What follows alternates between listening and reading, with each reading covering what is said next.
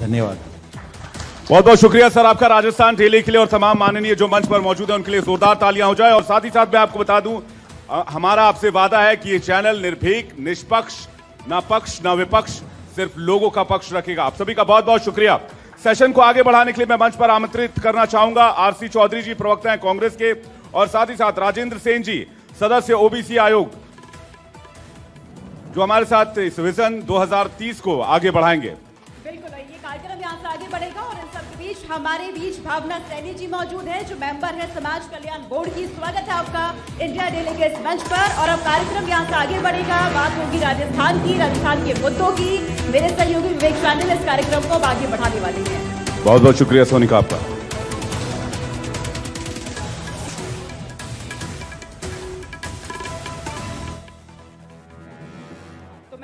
चाहूंगी मंच पर आरसी चौधरी, कांग्रेस प्रवक्ता है, आप कृपया करके मंच पर आइए। बहुत स्वागत है आपका। और साथ में राजेंद्र सेन जी, जो मेंबर है ओबीसी आयोग राजस्थान के, आपका भी स्वागत है।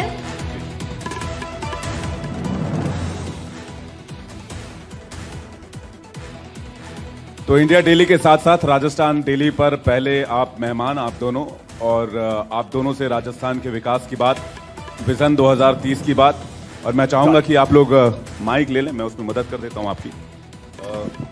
करने पे होटल जो कॉमर्शियल बिजली का बिल आता था, कॉमर्शियल। आरसी चौधरी जी, मैं आपसे शुरू करता हूं। विजन 2030 क्या है, मुझे थोड़ा ब्रॉड एस्पेक्ट में बताइए, और बताइए कि 2030 का ही लक्ष्य क्यों, 2023 या 2028 क्यों नहीं?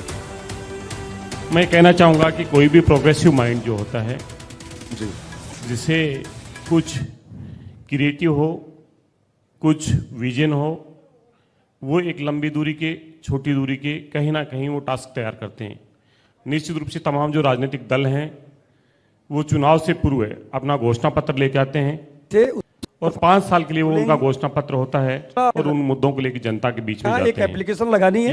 लेकिन जब जनता का सतत आशीर्वाद मिलता है, जनता लगातार आप पे भरोसा करती है, और उसको लागू ये मैं इसलिए कह रहा हूं कि उपचुनाव के माध्यम से आरटीडीसी की होटल हैं, जब राजस्थान सरकार के अंदर उपचुनाव हुए राजस्थान के अंदर, तो कांग्रेस को आशीर्वाद मिला, ड्राइंग बनाता है। उसके बाद इसी को लेके 2030 का एक संकल्प माननीय मुख्यमंत्री ने मिशन के तौर पे लिया। इसकी जो सहभागिता है वो राजस्थान के 3 करोड़ 33 लाख लोगों की, एक बहुत बड़ा लोगों का इन्वॉल्वमेंट है, जिसकी 8 करोड़ आबादी हो, उसमें इतना इन्वॉल्वमेंट है। और ये अभी रुका नहीं है, सतत है, वेबसाइट ओपन है, अपने लोग सुझाव दे रहे हैं। इसलिए राजस्थान के 8 करोड़ लोग चाहते हैं कि कैसा राजस्थान बने देश के अंदर।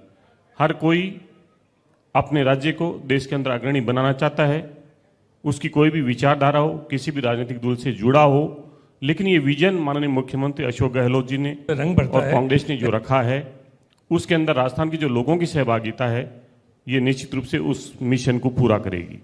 मैं एक सवाल और ले रहा हूं, उसके बाद मैं राजेंद्र सिंह जी आपके पास आ रहा हूं। आपका एक बहुत मशहूर टैगलाइन है आपकी पार्टी का, कांग्रेस पार्टी का। कांग्रेस पार्टी कहती है कि ऐसे ही जो कहा सो किया। ये बहुत राज्यों में इस्तेमाल होता है जहां कांग्रेस की सरकारें हैं। तो आपने क्या कहा और क्या किया? देखिए, 2018 के अंदर हमने जो घोषणा पत्र बनाया था, उस घोषणा पत्र को माननीय मुख्यमंत्री ने 27 दिसंबर 2018 को उसे सरकारी दस्तावेज का रूप दिया। सरकारी दस्तावेज बनाने के बाद में उन्हें उन तमाम विभागों के पास में भेजा जो जनता की अदालत में हमने भरोसा दिलाया था। प्रतिवर्ष राजस्थान सरकार ने उस घोषणा पत्र को लेकर जनता की अदालत में लेखा जोखा रखा। आज हम 5 साल पूर्ण करने जा रहे हैं। हमने जो घोषणा पत्र बनाया उसके 98% जो वादे हैं हमने पूरे किए। 2% वादे 98% पूरे कर दिए जी। अच्छा, उसमें से जो 2% है उसके अंदर केंद्र की सरकार की कुछ रेगुलेशंस हैं, कुछ लीगली जो बाइंडेशंस हैं, उसके कारण पूरे नहीं हो पाए। हम चाहते हैं कि कोई भी मीडिया संस्थान, ये घोषणा पत्र चुनाव तक तो चर्चा होता है जी, लेकिन चुनाव के बाद में जब जनता की अदालत में पुणे जाना हो, तो हम चाहते हैं कि आप जैसे जो चैनल हैं, इंडिया डेली है जी, वो जब दंगल 2023 का होगा, उसमें राजस्थान का घोषणा पत्र भी होगा और केंद्र का घोषणा पत्र भी होगा जी, और उन मुद्दों पर चर्चा होगी जो जनता से वादे किए, इसलिए और बेहतरीन हो पाएगा, जनता की आवाज़ मुखर हो पाएगी। ठीक है चौधरी जी, वैसे भी जनता की आवाज़ ही सर्वोच्च आवाज़ होती है लोकतंत्र में। मैं राजेंद्र सिंह जी आपसे जानना चाहूँगा, मेरा सवाल आपसे ये है कि 2030 को लेकर, चूंकि आप सदस्य हैं ओबीसी आयोग में, उसको लेकर क्या विजन है और फाइनल रिपोर्ट कार्ड क्या लेकर जा रहे हैं 2023 में? 2030 का जो हमारे माननीय मुख्यमंत्री अशोक गहलोत जी का विजन है, वो सबसे बड़ा विजन ये है कि नोटबंदी जो इस भारत में हुई जी। है, उसके दुष्परिणाम से महंगाई बढ़ी, बेरोजगारी बढ़ी, और आज आम व्यक्ति अपने बच्चों को ढंग से पढ़ा नहीं पा रहा, 2 वक्त की रोटी नहीं दे पा रहा, नेसेसरी आवश्यकताएं पूरे नहीं कर पा रहा है। उन सभी को 2030 विजन में मद्देनजर रखते हुए 2030 विजन इस कांग्रेस का रहेगा कि बेरोजगारों को रोजगार दिलाया जाएगा, व्यापारियों का व्यापार चलाया जाएगा, हाँ। और जो व्यक्ति घर में भूखा बैठा अपने बच्चों को नहीं पढ़ा सकता, उन बच्चों को पढ़ाने का काम किया जाएगा, और गरीब बच्चों को भी इंग्लिश मीडियम स्कूल उपलब्ध कराए जाएंगे। आपको पता है कि राजस्थान सरकार ने सरकारी स्कूलों में इंग्लिश मीडियम स्कूल प्रारंभ किए, और दूसरा, इस राजस्थान गवर्नमेंट ने इस बार ऐसा कोई समाज नहीं है जिसका बोर्ड और निगम नहीं बनाया हो। उन्होंने हर समाज हो का बोर्ड और निगम बनाया, और उस समाज के सामाजिक, आर्थिक और शैक्षणिक उत्थान का काम राजस्थान सरकार ने किया है। इसके लिए इस मंच के माध्यम से, आपकी यूट्यूब के माध्यम से मैं माननीय मुख्यमंत्री जी को हार्दिक आभार और अभिनंदन करना चाहता हूँ। अगला सवाल भी मेरा आपसे ही है राजेंद्र जी। देश में पिछड़ों की बात, दलितों की बात, देश में गरीबों की बात हर कोई करता है, हर राजनीतिक पार्टी करती है। 1947 से हो रही है, जब से हमारा देश आजाद हुआ, आज भी हो रही है। महिलाओं को 33% आरक्षण दिया गया तो भी बात हुई। तो इस राज्य में पिछले 5 साल में दलितों के लिए, पिछड़ों के लिए, ओबीसी के लिए, SC ST के लिए कितने काम हुए और क्या योजनाएं सरकार के पास? इस 5 साल में नहीं, जब से कांग्रेस गवर्नमेंट बनी है जी, इंदिरा गांधी से लेकर के जवाहरलाल नेहरू से लेकर के आज तक, अगर इस देश में इस पिछड़ों के लिए कोई हितैषी पार्टी है तो कांग्रेस है।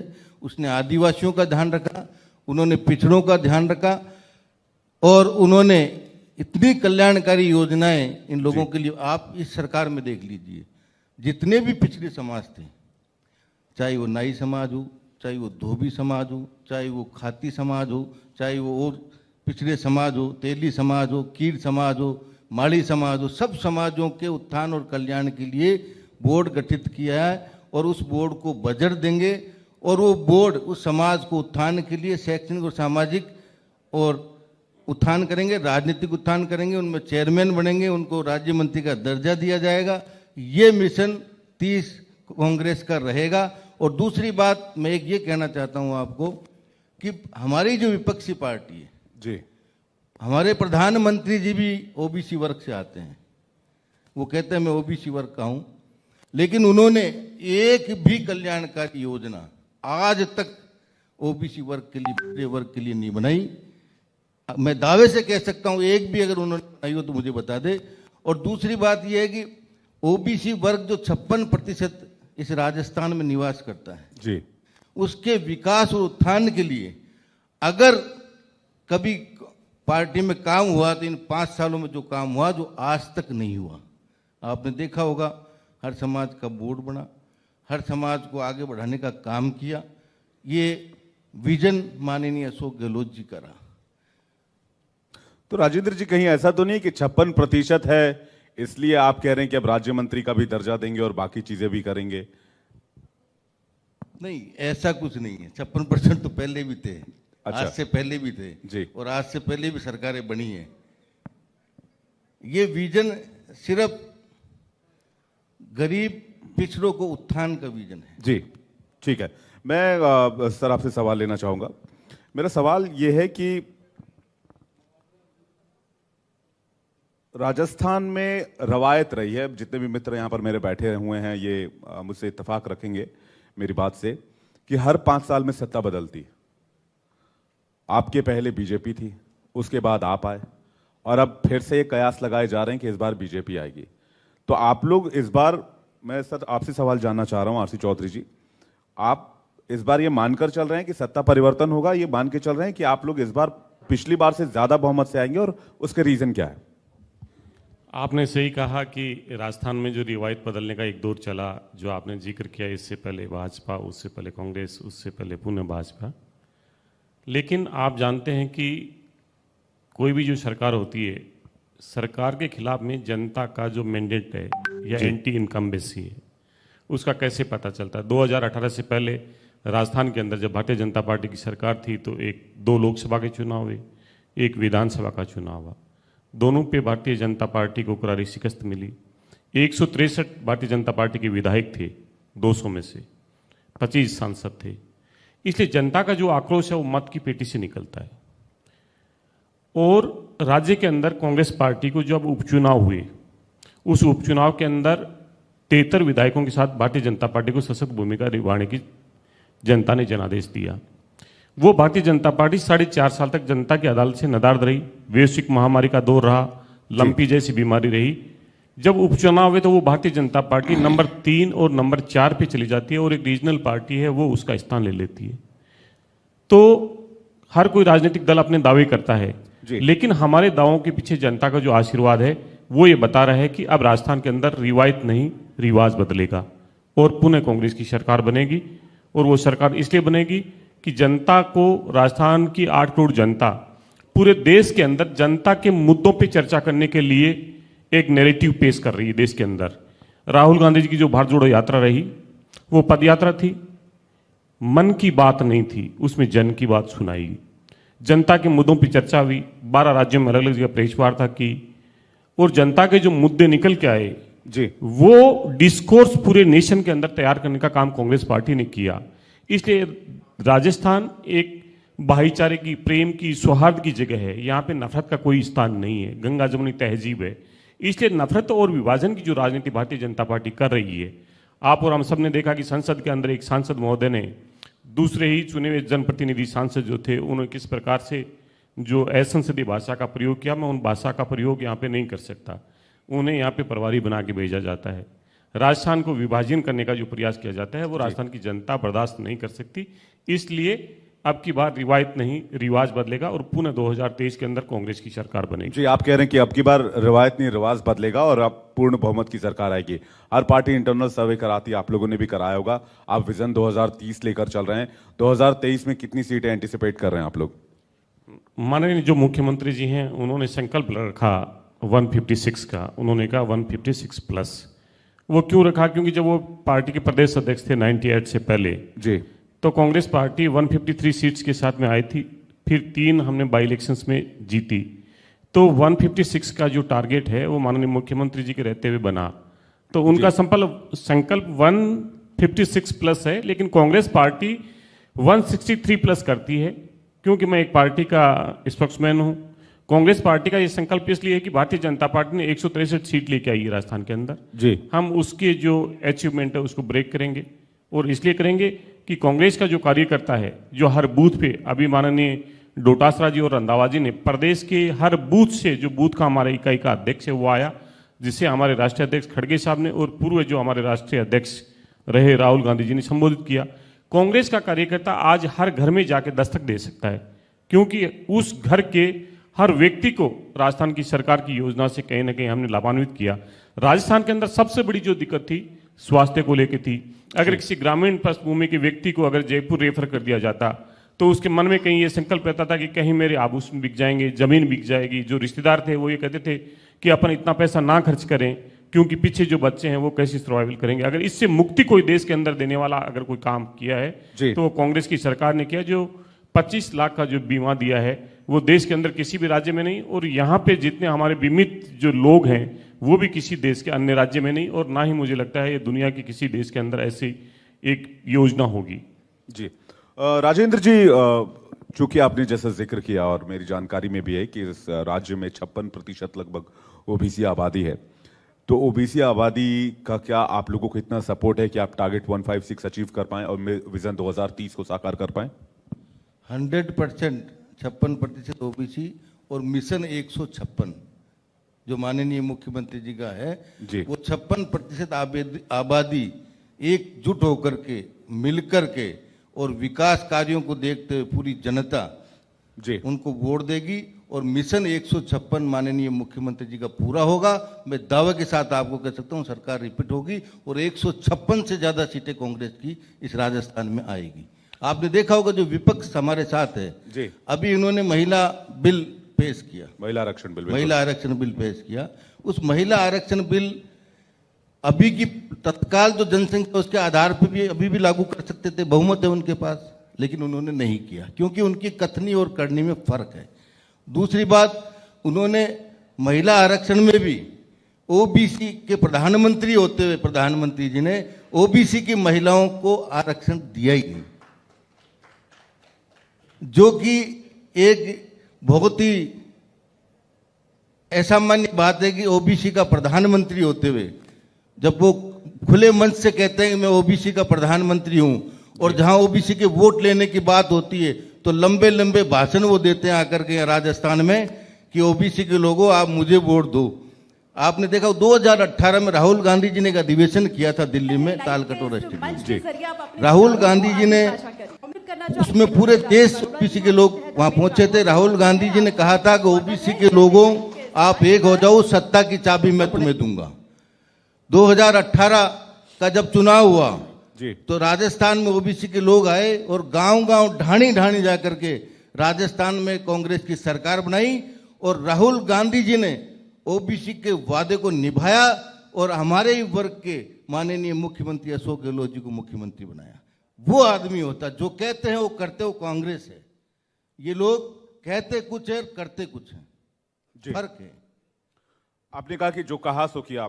मुख्यमंत्री अशोक गहलोत जी मानगढ़ धाम में एक सम्मेलन में पहुंचे थे, ओबीसी आरक्षण को 21% से बढ़ाकर 27% करने का वादा किया था, मूल ओबीसी के लिए 6% आरक्षण की घोषणा की थी। इस दिशा में कितना काम हुआ है? माननीय मुख्यमंत्री जी से लंबे समय से जी, मैं खुद ओबीसी का राष्ट्रीय संयोजक हूं एआईसीसी में। मैं लंबे समय से, मेरे साथीगण जितने भी बैठे हैं मेरे साथ आए, हम लंबे समय से ओबीसी के आरक्षण बढ़ाने की बात कर रहे थे कि 21 से 27% आरक्षण किया जाए और जातिगत जनगणना की जाए। ये दो मांग हमारी लंबे समय से चल रही थी। तो माननीय मुख्यमंत्री जी ने इसको संज्ञान में लिया और 21 से 27% आरक्षण ओबीसी को दिया और जातिगत जनगणना की बात भी उन्होंने कही और जातिगत जनगणना भी राजस्थान में कराई जाएगी। इससे हर आदमी को, हर जाति को, हर व्यक्ति को ये पता लग जाएगा कि उसकी कितनी संख्या है। और कांग्रेस का एक मिशन है, जिसकी जितनी संख्या भारी उसको इतनी हिस्सेदारी सत्ता और संगठन में मिलेगी। ये कांग्रेस का 2030 का मिशन है जो माननीय मुख्यमंत्री जी पूरा करेंगे। ठीक है, मैं अब चाहूंगा कि आप 2 शब्द राजस्थान डेली के लिए बोले। आज से नया यूट्यूब चैनल हमारा लॉन्च हो गया है जो आपके मुद्दों के लिए, आप लोगों के लिए और आपके सरोकार के लिए होगा। तो 2 शब्द मैं चाहूंगा राजस्थान डेली के लिए क्या कहना चाहेंगे आप? सबसे पहले तो राजस्थान डेली परिवार को हम शुभकामनाएं देते हैं कि राजस्थान के अंदर अतिथि के लिए सबसे ज़्यादा महत्वपूर्ण जाना जाता है। तो हम पूरी टीम का, पूरे परिवार का आपका हार्दिक अभिनंदन और स्वागत करते हैं। धन्यवाद। ये जो टीम राजस्थान की जनता से उम्मीद करती है, मुझे लगता है कि उनका भरोसा और उनका प्यार उससे ज़्यादा बढ़ के मिलेगा। और राजस्थान जो डेली है वो एक जनता की आवाज़ बन के लोकतंत्र की चौथी भूमिका निर्वहन करने में अपनी महत्वपूर्ण भूमिका का निर्वहन करेगा। असीम प्यार, असीम मुद्दों के साथ में और जवाबदेही के साथ में जनता है वो आतुर है इसका स्वागत और अभिनंदन करने के लिए। राजेंद्र जी, आपके 2 शब्द। डेली न्यूज चैनल जो आपका आज लॉन्च हुआ, उसके उच्च उज्जवल भविष्य की मंगल कामना हम करते हैं कि आपका चैनल दिन दुना रात चुगना चले। और हमारे आपने जो मनोहर बिश्नोई जी को जो बनाया है, ये लंबे समय से दिल्ली में भी ये कांग्रेस की उसमें देखा करते थे और मैं कई बार मिला हूं। आपने बहुत बढ़िया व्यक्ति को आपने चुना है जो राजस्थान के बारे में, पूरे प्रदेश कोने कोने के बारे में जानता है। इसके लिए भी मैं आपको शुभकामनाएं देना चाहता हूं। और आपका चैनल लोकतंत्र की रक्षा के लिए और निष्पक्ष विचार देने के लिए अगर रहेगा तो दिन दुनी और रात चौगनी पड़ेगा। ये मेरी शुभकामनाएं आपको। बहुत बहुत धन्यवाद सर, आप दोनों का बहुत बहुत शुक्रिया हमारे साथ जुड़ने के लिए और बातचीत को आगे बढ़ाने। और मैं चाहूंगी हमारे अतिथि थे इस वक्त मंच पर ही मौजूद रहे, क्योंकि यहाँ पे राजस्थान के मुद्दों को लेकर चर्चा हुई है, राजस्थान के विषयों पर चर्चा हुई और साथ ही यहाँ पर बात की गई राजस्थान के ब्यूरो चीफ मनोहर बिश्नोई जी की, जो राजस्थान के मुद्दों को उठा रहे हैं। इंडिया डेली लाइव के माध्यम से मैं चाहूंगी आप मंच पर आइए और हमारे अतिथियों को सम्मानित करके इस मंच का मान बढ़ाए।